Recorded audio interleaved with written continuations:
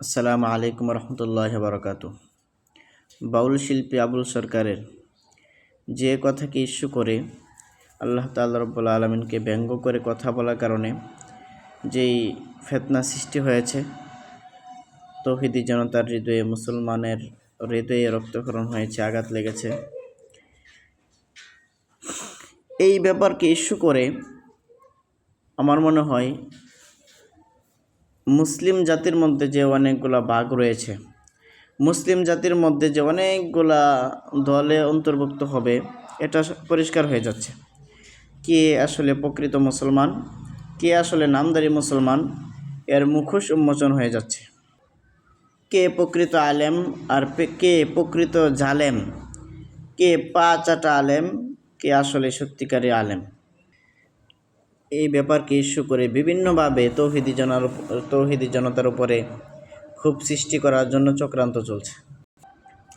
বিশেষ করে সুন্নি আলেমদেরকে বলতে চাই, এই পাচাটা বন্ধ করেন।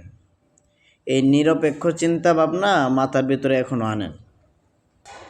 সারা জীবন ভরা সুন্নি আলেম আপনারা শুধু কওমি অঙ্গনে যারা আছে তাদের পিছনে লেগে আসছেন।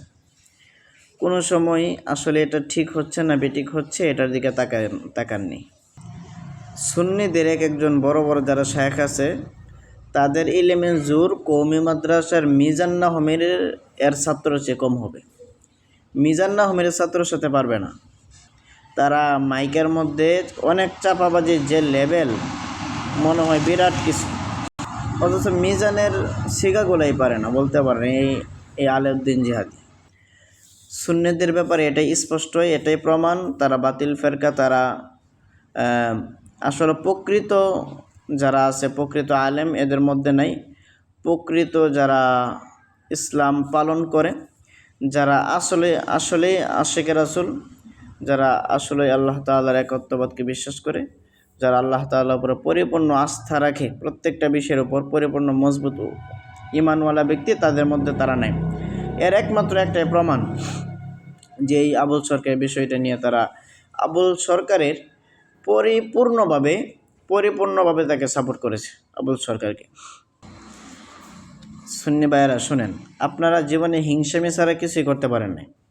এই যে এত ভিডিও তৈরি করেন, কওমিদেরকে নিয়ে, ছাত্রদেরকে নিয়ে বিভিন্নভাবে ট্রল করতে চান, বিভিন্নভাবে ভিডিও বানান, ওয়াহাবিরা খারাপ, এইটা ওইটা বিভিন্নভাবে বলেন, কিন্তু দিন শেষে একবার কি চিন্তা করছেন আপনাদের ভিডিওতে, আপনাদের ফটোতে বা আপনাদের যে সমালোচনা, এটার মধ্যে কী পরিমাণ আপনাদেরকে খারাপ কমেন্ট বা আপনাদেরকে সমালোচনা করে?